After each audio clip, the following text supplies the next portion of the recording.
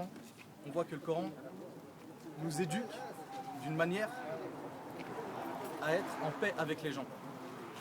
Parce qu'à l'époque du prophète sallallahu alayhi wa sallam, il ne faut pas oublier que le prophète sallallahu alayhi wa sallam a vécu avec les juifs à Médine. Il y avait des juifs à Médine. Et ils étaient sous la protection du prophète sallallahu alayhi wa sallam. Si quelqu'un venait attaquer les juifs à Médine, le prophète sallallahu alayhi wa sallam et ses compagnons seraient venus les défendre, les auraient défendus. Donc aujourd'hui, entendre que les juifs ne sont plus en sécurité en France à cause des musulmans, ça c'est extrêmement faux. Pourquoi? Car dans l'histoire des musulmans, c'est faux. Les musulmans à l'époque, comme on a dit, ils n'ont pas vécu de cette manière. Ils n'ont pas vécu de cette manière. Les juifs étaient avec le prophète. S'il leur arrivait un mal, il arrivait un mal à tous les habitants de Médine. Et forcément, tous les habitants de Médine se devaient de les défendre.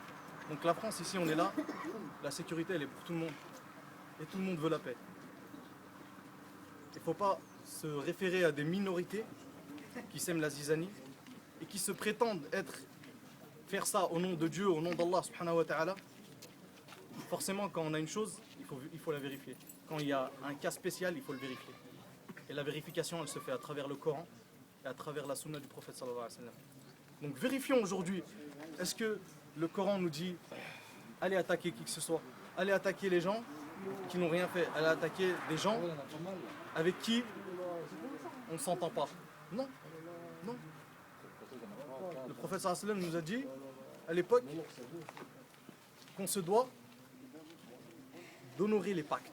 Et à partir du moment où on est en France, on a un pacte, c'est-à-dire de rester dans la ligne de la paix. Parce que forcément, le pays, c'est un pays laïque. Ok. Le pays nous laisse faire nos prières. À partir du moment où on n'est pas touché dans nos prières, on n'est pas touché dans nos cultes, dans notre culte, à partir du moment où on a les droits des Français, c'est-à-dire, comme le dit l'article 18 de la Déclaration des droits de l'homme, on a le droit de vivre notre religion en public. J'ai le droit de m'habiller comme ça, aller à Carrefour aujourd'hui, aller faire mes courses. Tout comme le juif a le droit de porter sa kippa et tourner. Tout comme les sœurs catholiques ont le droit de porter leurs vêtements, ont le droit de se voiler. Tout comme nos mères et nos sœurs ont le droit de se voiler. Ça fait partie des déclarations des droits de l'homme. Et lisez l'article 18, vous allez y retrouver ça. Donc à partir de ce moment-là, on se dit, on a fait un pacte. Et Dieu il dit dans le Coran, Ya ayyuhalladhina amanu awfu bil uqud. Tu vois? Ça veut dire qu'on se doit d'honorer les pactes qu'on fait. Un musulman, il n'a pas le droit de trahir. Donc on est là, on respecte les gens, on vit notre vie, on veut vivre paisiblement, on veut que la communauté française vive paisiblement. Et je pense que je vais m'en arrêter là et je pense que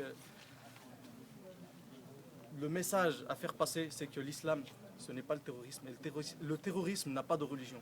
Donc, si un terroriste est chrétien, juif ou musulman, qui prétend être chrétien, juif ou musulman, il est dans le faux. Parce que le terrorisme n'a pas de religion.